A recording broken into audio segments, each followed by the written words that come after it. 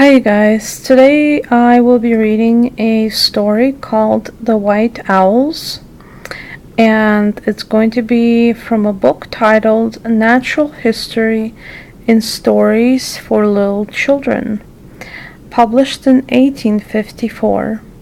Now I know you might be wondering why is it that I am going to be reading a story for little children.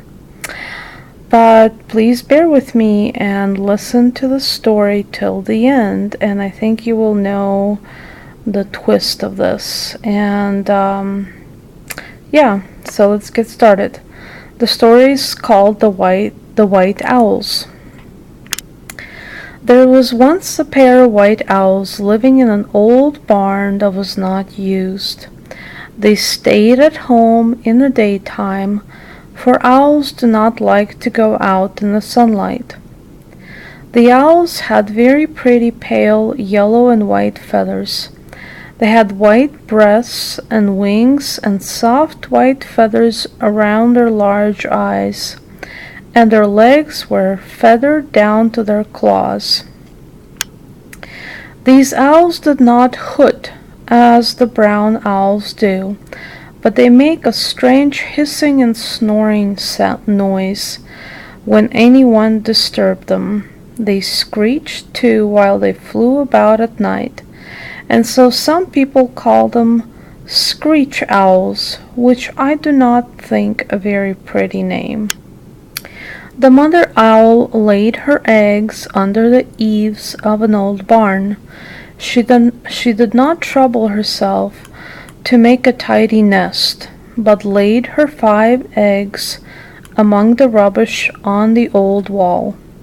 The young owls that were hatched from the eggs were quaint little creatures, all covered with down.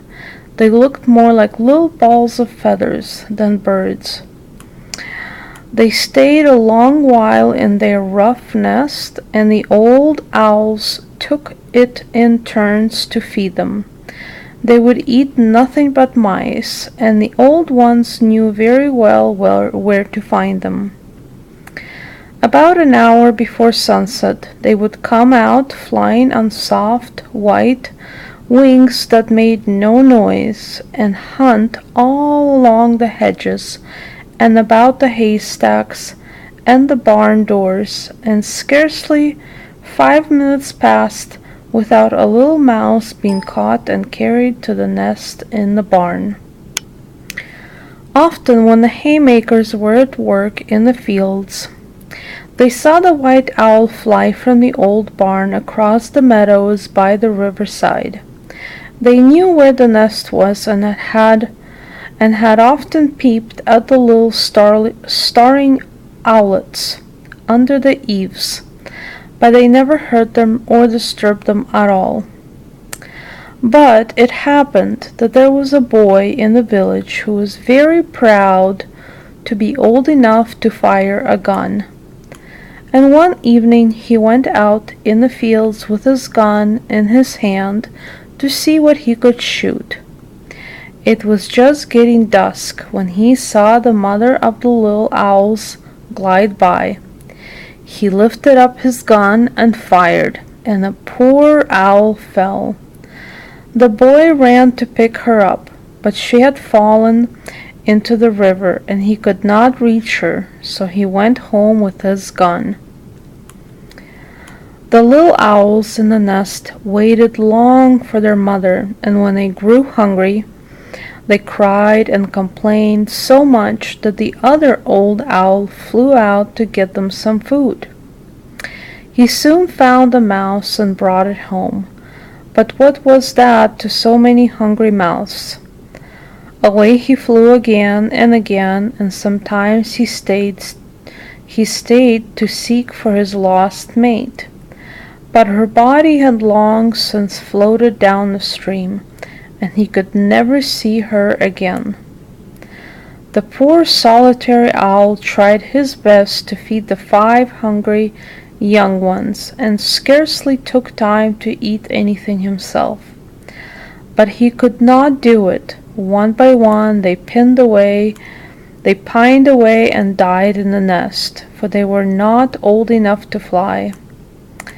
When the good-natured haymakers went one day to take a peep at their funny little friends, they found nothing but the little starved bodies all lying in a heap.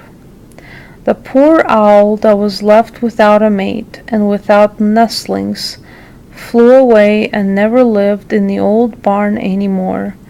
And all this was the fault of the thoughtless boy who was so proud of his gun. So there it is. It's a story for little children. It sure started out cute, about the cute little owls and how furry they are, and oh, you thought there was going to be this wonderful ending to the story, and then your children hear about a boy that shoots the owls, and or shoots one owl, and poor baby owls are starving to death, and in the end they die. That's definitely an interesting twist on children's stories that, I bet we never would read something like this to the kids today. But I'm not sure if that was the norm to read stories like this to the kids back in 1854. But nonetheless, I just thought this was pretty weird. Kind of odd stories. And I tell you, almost every story in this book kind of has this nice beginning and has this tragic ending to it. And I will leave the link below to this book, which you can go and read all the stories, including this one, in this book. So leave your thoughts in the comments and give me thumbs up if you enjoyed reading the story. And thank you for listening, and have a wonderful day.